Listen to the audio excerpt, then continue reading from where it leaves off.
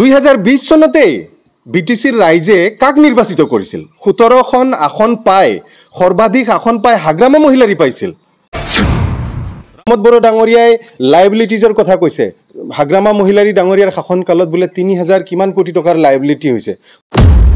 liability থাকে আজিৰ তাৰিখত আপুনি অসম চৰকাৰৰ লাইবিলিটি কিমান আছে তেও গম পায় নে নাই তেও গম পায় নে নাই অসম চৰকাৰৰ লাইবিলিটি আজিৰ তাৰিখত লাখ কোটিৰ ওপৰত আছে যোৱাকালি প্ৰমোদ বড়ো ডাঙৰীয়াই প্ৰেছৰ আগত আহি কেইটামান ষ্টেটমেণ্ট দিলে আৰু ৰঙালী বিহুৰ শুভেচ্ছা বুলি তেওঁ এই ষ্টেটমেণ্টখিনি দিলে অতি দুৰ্ভাগ্যজনক যে অসমীয়া নতুন বছৰৰ প্ৰথম দিনাখনে তেওঁ যিবিলাক কথা কৈ গ'ল এই কথাবিলাক একেই আগৰ দৰে যি ধৰণৰ ভেলুলেছ কথা কৈছিল ভেলুলেছ কথা কিছুমান কৈ গ'ল আৰু প্ৰত্যুত্তৰ হিচাপে মই তেওঁক জনাব খোজো যে আপুনি যিবিলাক কথা কৈছে খুব হাঁহি উঠা কথা আৰু আপুনি কৈছে যে চাকৰি ভুৱাকে দিয়া নাই আৰু এই প্ৰশ্নটো উত্থাপন কৰিছিলোঁ আৰু বিটিচিৰ ৰাইজে দেখিছে আপোনালোকে ৰিসেন্টলি যেটো চাকৰি দিছে কি ধৰণে দিলে টেট পৰীক্ষা দিয়া যিখিনি ক্যান্ডিডেট আছিল এই ক্যান্ডিডেটৰ আপোনাৰ যেটো মেৰিট লিষ্ট নুলুৱাকে তেওঁলোকে এটা হেৰি পাতিলে ইন্টাৰভিউ পাতি ফলে ইহঁতক চাকৰি দিয়া হল আৰু চাকৰিত কাট অফ মাৰ্ক যেটো বহুত কাট অফ মাৰ্ক এনেকুৱা ওলাল যিবিলাকে পাব লাগিছিল পোৱা নাই আৰু এইটো আমি কোৱা কথা নহয় বিটিচিৰ বিভিন্ন অঞ্চলৰ ৰাইজৰ ফালৰ পৰা আমাক এই বিষয়ে প্ৰশ্ন উত্থাপন কৰিছে আৰু তেওঁলোকৰ হয় আমি এই প্ৰশ্নটো উত্থাপন কৰিছিলো চৰকাৰক প্ৰমোদ বড়ো ডাঙৰীয়াক যে আপোনালোকে কেনেকে এই চাকৰি বিলাক দিলে মই চাকৰি পোৱা মানুহবিলাকক ভুৱা বুলি কোৱা নাই চাকৰি দিয়া পদ্ধতিটোহে ভুৱা বুলি কৈছো তো প্ৰমোদ বড়ো ডাঙৰীয়াই যি ধৰণে চাকৰি দিলে সম্পূৰ্ণৰূপে নীতি বহিৰ্ভূতভাৱে ভুৱাভাৱে কোনো মেৰিট লিষ্টত চাকৰিৰ ক্যান্ডিডেটৰ নাম নুলুৱাকে মনে মাতি নি ৰাতিৰ ভিতৰত ইন্টাৰভিউ লৈ এই চাকৰিখিনি দিয়া হল যত কাট অফ মাৰ্কত বহুতে পাব লগা আছিল কিন্তু তেওঁলোকে নাপালে আৰু এই প্ৰশ্নটো উত্থাপন কৰাৰ কাৰণে তেওঁলোকে পাকে প্ৰকাৰে এতিয়া বিভিন্ন ধৰণৰ কথা ক'ব খুজিছে বিগত সময়ছোৱাত প্ৰমোদ বড়ো ডাঙৰীয়াই যি ধৰণে চাকৰি দিছে যি কেইজনক দিছে 99ৰ কথা ওলাইছে 99ত তো সকলোৱে চাকৰি পোৱা নাই কেইজনমান সিলেক্টেড মানুহকহে চাকৰি দিয়া হৈছে গতিকে এনে ধৰণৰ কথা প্ৰমোদ বড়ো ডাঙৰীয়াই লাইবিলিটিজৰ কথা কৈছে হাগ্ৰামা মহিলাৰী ডাঙৰীয়াৰ শাসনকালত বোলে 3000 কিমান কোটি টকাৰ লাইবিলিটি হৈছে প্ৰথমে তেওঁ স্পষ্ট কৰক কিমান কাৰণ তেওঁলোকৰ পাৰ্টিৰ জেনেৰেল সেক্ৰেটাৰীয়ে 1900 কোটি টকাৰ কথা কয় তেওঁ 3000 কোটি টকাৰ কথা কয় তো এইবিলাক তেওঁলোকৰ কথাত কোনো মিল নাই হেয়া 3000 কোটি হক 1900 কোটি হক যিয়ে নক এয়া হল লাইবিলিটি আৰু সৰকাৰ এখন যেতিয়া চলে লাইবিলিটি থাকে আজিৰ তাৰিখত আপুনি অসম চৰকাৰৰ লাইবিলিটি কিমান আছে তেও গম পায় নে নাই তেও গম পায় নে নাই অসম চৰকাৰৰ লাইবিলিটি আজিৰ তাৰিখত লাখ কোটিৰ ওপৰত আছে যে সৰকাৰ এটা কন্টিনিউয়াস প্ৰসেস হেই লাইবিলিটি খিনি মানে কাম কৰিছিল ওয়াৰ্ক অৰ্ডাৰ পাইছিল ডাবল এ হৈছিল আৰু ডাবল এ হোৱাৰ পিছত যদি কাম হোৱাৰ পিছত হেই লাইবিলিটি খিনি থাকি গৈছে কন্টিনিউয়াস প্ৰসেস হিচাপে তেও এই লাইবিলিটি খিনি মাৰিব লাগিছিল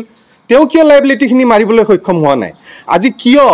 এই বছৰৰ বাজেটত কিয় 40 কোটি টকা এতিয়ালৈকে বাকি থাকি গল তেও খৰচ কৰিব নোৱাৰিলে তেও এইবিলাক প্ৰশ্নৰহে উত্থাপন কৰিব লাগিব তো ৰাইজে এইবিলাক বুজি পায় যে সৰকাৰ চলিলে লাইবিলিটি থাকিবই আৰু লাইবিলিটি থাকাটো ডাঙৰ কথা নহয় কন্টিনিউয়াসলি যেতিয়া তেওঁৰ সৰকাৰ আহিব তেওঁ লাইবিলিটি খিনি মাৰিব লাগিছিল হাগ্ৰামা মহিলাৰীৰ সৰকাৰ থাকিলে হাগ্ৰামা মহিলাৰীয়ে লাইবিলিটি মাৰি আকৌ নতুন কাম দিলে হয় নতুনকে চলি গল হয় এই প্ৰসেছত সৰকাৰ চলে গতিকে প্ৰমোদ বড়ো ডাঙৰীয়াই এই বিষয়বিলাক হয়তো তেওঁ এতিয়ালৈকে 4 বছৰ সৰকাৰ চলাইও গম পোৱা নাই যে লাইবিলিটি বিষয়টো কি তেওঁ কৈছে যে যি তেওঁৰ 5 বছৰীয়া সৰকাৰ শাসনকাল এটো সমাপ্ত হৈছে মই নিজে ষ্টেটমেন্ট দিছিলো মই তেওঁৰ সৰকাৰ শেষ হ'ব বুলি কোৱা নাই কিন্তু ফাইনান্সিয়াল যেটো বাজেট বিত্তীয় বাজেট তেওঁৰ শেষ হ'ব এই কথাখাৰহে কৈছো তেওঁ এই কথাখাৰ বুজি পায় নে নাই তেওঁৰ সৰকাৰ 2020 চনত আহিছিল 21 চনৰ মাৰ্চ মাহত তেওঁ প্ৰথম বাজেটৰ হিচাপ দিছে 22 চনৰ মাৰ্চত তেওঁ দ্বিতীয় বাজেটৰ হিচাপ দিছে 23 চনৰ মাৰ্চত তেওঁ তৃতীয় বাজেটৰ হিচাপ দিছে 24 চনৰ মাৰ্চত তেওঁ চতুৰ্থ বাজেটৰ হিচাপ দিছে আৰু 25 চনৰ মাৰ্চ যেটো অতিক্ৰম কৰিলে এটো পঞ্চম বাজেটৰ তেওঁ হিচাপ দিলে আৰু ডেমোক্ৰেটিক নিৰ্বাচিত সৰকাৰ এটাই 5টা ফাইনান্সিয়াল ইয়াৰ পায় 6টা ফাইনান্সিয়াল পালেতো নহব কাৰণ এটা সৰকাৰে 5 বছৰ সময় পায় গতিকে 5 বছৰৰে তুলনা হ'ব তেওঁ 5 বছৰৰ হিচাপ দিলে তেওঁ কি ধৰণে 6টা বছৰৰ হিচাপ দিব তেওঁ যদি ভুলতো যদি তেওঁ পুনৰাই চিফ হয় তেতিয়া হলে তেওঁ পৰৱৰ্তী চিফ হিচাপেহে তেওঁ হিচাপ দিব তেওঁ এইবাৰৰ চিফ হিচাপে হিচাপ দিব নোৱাৰে কাৰণ পৰৱৰ্তী বাজেটটো হ'ব 2026 চনৰ মাৰ্চ মাহত তো 26 চনৰ মাৰ্চত তেওঁ চিফ হৈ থাকিব নোৱাৰে তেওঁ হিচাপ দিব পাৰিব নেকি তেওঁ তো হিচাপ দিব নোৱাৰে গতিকে এইখাৰ কথাই কোৱা হৈছে গতিকে তেওঁ কি ধৰণে কথা কয় কি কৈ আছে ৰাইজক তেওঁ এতিয়া এনেকৈ ভাবিব নালাগে আগত যেনেকৈ ডিভাইড আছাম 50-50 বুলি কয় লাখ লাখ জনতাক যে পিছত আনিব পাৰিছিল কথাৰ চলেৰে এই কথাৰ চল তেওঁ নাই এই ক্ষমতা তেওঁৰ নাই এতিয়া তেওঁ এনেকৈ লাখ লাখ জনতাক তেওঁৰ কথাত ভুল নাযায়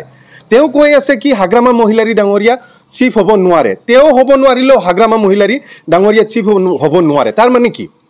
তাৰ অৰ্থ তেওঁ কি বুজাব খুজিছে হয় তেওঁ হ'ব নহয় হাগ্ৰামা মহিলাৰী হ'ব স্পষ্ট কথা তেওঁ কৈ আছে মই নহ'লেও হাগ্ৰামা মহিলাৰী নহ'ব এনেকুৱা তাৰ মানে চিফ কি বেলেগ ধৰণে হ'ব নেকি কোনোবা বেলেগ হ'ব নেকি তো এই কথাবিলাক তেওঁ স্পষ্ট কৰিব লাগে তেওঁ কৈ আছে যে ৰাইজে বিটিচিৰ চিফ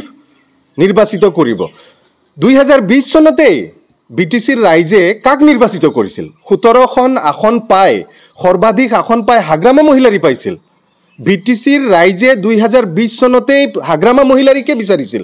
তেওঁতো 12খন আসন পাইছিল বিজেপিয়ে 9খন আসন পাইছিল জিএছপিয়ে এখন পাইছিল কংগ্ৰেছে এখন পাইছিল গতিকে তেওঁকতো ৰাইজে নিৰ্বাচিত কৰা নাছিল ৰাইজে 2020 চনতো হাগ্ৰামা মহিলাৰীকে বিটিচিৰ চিফ হিচাপে নিৰ্বাচিত কৰিছিল আৰু এইবাৰো ৰাইজে সেইটোই বিচাৰি আছে বিটিচিৰ ৰাইজৰ হাতত যদি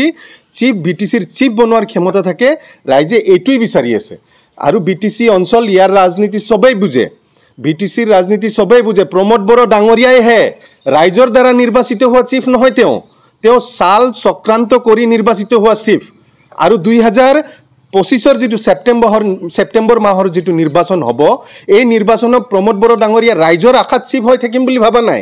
তেওঁ এইটো ৰাইজেও বুজি পায় তেওঁ কি ধৰণে চিফ হ'ব বিচাৰে তেওঁ কি ধৰণৰ চক্ৰান্ত কৰি চিফ হ'ব বিচাৰে এইটো ৰাইজে ভালকৈ বুজি পায় বিটিচিৰ ৰাইজে বিভিন্ন জাতি জনগোষ্ঠীৰ ৰাইজে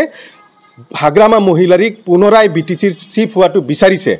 প্ৰমোদ বড়ো ডাঙৰীয়াই আমাক ক'ব খুজিছে আমি কেনে ধৰণৰ ৰাজনীতি কৰোঁ তেওঁলোকৰ যি আইটি সেল এই আইটি সেলে দুদিন আগতে হাগ্ৰামা মহিলাৰীৰ যি মৰ্ফ ভিডিঅ' এডিট কৰি ফেলে বিভিন্ন জাতি জনগোষ্ঠীৰ প্ৰতি কি ধৰণৰ মেছেজ দিব খুজিছিল এইটো কি প্ৰমোদ বড়ো ডাঙৰীয়াৰ অজানিতে হৈছে এইটোতো প্ৰমোদ বড়ো ডাঙৰীয়াৰ অজানিতে হোৱা নাই কাৰণ সমগ্ৰ UPPL দলৰ যিবিলাক ছ'চিয়েল মিডিয়াত এক্টিভ সকলোৱে মিলি একেলগে হাগ্ৰামা মহিলাৰী ডাঙৰীয়াৰ যিটো এডিটেড ভিডিঅ' প্ৰচাৰ কৰিছে এইটো কি প্ৰমোদ বড়ো ডাঙৰীয়াৰ নিৰ্দেশত হোৱা নাই জানো তেওঁৰ এপ্ৰুভেলত হোৱা নাই জানো নাই হোৱা যদি তেওঁ নাই হোৱা বুলি কওক কিহৰ কাৰণে তেওঁ হাগ্ৰামা মহিলাৰী ডাঙৰীয়াৰ এডিটেড ভিডিঅ' প্ৰচাৰ চলাই আমাক বুজাব খুজিছে ৰাজনীতি কেনেদৰে কৰে ভুৱা ৰাজনীতি তেওঁহে কৰে তেওঁ ভুৱা ৰাজনীতি কৰি আছে আজি তেওঁ কওক এভিকশ্যনৰ নটিচ তেওঁৰ চৰকাৰে দিয়া নাই নেকি স্পষ্ট কৰক ৰাইজৰ আগত বহাগ মাহত আৰু এবাৰ আহক তেওঁ নৱবৰ্ষৰ শুভেচ্ছা বিটিচিবাসী ৰাইজক আৰু এবাৰ দিয়ক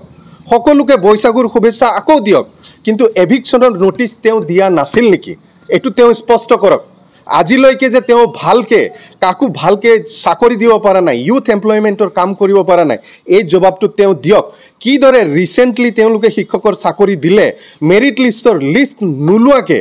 ৰাতি ৰাতি মাতি নি ফেলে তেওঁলোকে এটা কাট অফ মাৰ্ক ঠিক নকৰাকৈ কিদৰে বহুতক চাকৰি দিলে এইটো তেওঁ স্পষ্ট কৰক মহিলাসকলক কেনেদৰে ঠগালে স্পষ্ট কৰক বিভিন্ন জাতি জনগোষ্ঠীৰ তেওঁ নাম লৈ থাকে বিভিন্ন জাতি জনগোষ্ঠীৰ সৈতে তেওঁলোক কি কৰিলে স্পষ্ট কৰক শৰণীয়াসকলক কিদৰে ঠগাই আছে তেওঁলোকৰ ST চাৰ্টিফিকেট কাটাৰ কাৰণে নৱশৰণীয়াক টিকেট নিদিলে এইবিলাক কি শৰণীয়াসকলে বুজি পোৱা নাই নেকি মাইনৰিটিসকলৰ এভিকশ্যন নটিচ দি মাইনৰিটিসকলে তেওঁক বুজি পোৱা নাই নেকি আজি আদিবাসীসকলক ST জনজাতিকৰণ তেওঁ কিবা ষ্টেণ্ড দিছে নেকি দিয়া নাই জানো দিছে তেওঁ দিছে ষ্টেণ্ডটো দিয়া নাই তেওঁ আদিবাসী জনজাতিকৰণত কোচ ৰাজবংশীৰ জনজাতিকৰণত কিবা ষ্টেণ্ড দিছে নেকি বৰং তেওঁৰ ষ্টেণ্ডটো কমপ্লিটলি উল্টা তেওঁ কৈছে কোনো পধ্যেও আদিবাসী আৰু কোচ ৰাজবংশীক ST দিব নালাগে এইটো তেওঁৰ স্থিতি বিভিন্ন জাতি জনগোষ্ঠীক লৈ গতিকে এইবিলাক স্পষ্ট প্ৰমোদ বড়ো ডাঙৰীয়াই চলাহী কথাৰে মানুহক আৰু যে ভুৱাকৈ চলাব পাৰিব এইটো অসম্ভৱ তেওঁ নোৱাৰে তেওঁৰ কথাৰ আজিৰ তাৰিখত